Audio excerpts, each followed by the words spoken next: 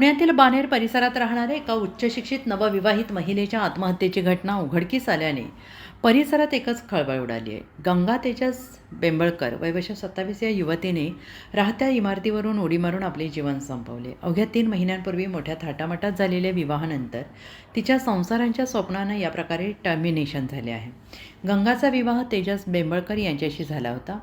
तेजसने अमेरिकेतून उच्च शिक्षण घेतलेलं असून तो चांगल्या पदावर कार्यरत असल्याचं सांगण्यात येते. तथापि वरवर सुशिक्षित आणि आधुनिक वाटणाऱ्या सासरच्या वातावरणातच गंगाला लग्नानंतर मानसिक आणि शारीरिक त्रासाला सामोरं जावं लागलं.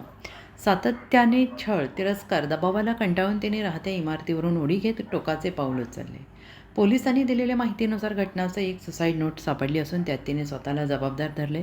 तथापि गंगाच्या माहेरच्या मंडळींनी तिला सासरी लग्नानंतर सातत्यानं छळण्यात आल्याचे गंभीर आरोप आणि हुंडा इतर तणावाची भूमिका पुढे आणली. या तक्रारीनंतर बाणेर पोलिसांनी गंगाच्या पती तेजस बेंबळकर, सासू सासरे, नणंद यांच्या विरोधात गुन्हा दाखल केला आहे आणि घटनेचा तपास सुरू असून कुटुंबातील आणि सासरीच्या वर्तनावरून पुण्यात आणखीन एक वैष्णवी हगवण्यासारख्या घटनेचा धक्का निर्माण झाल्यास आरोप करण्यात आला आहे.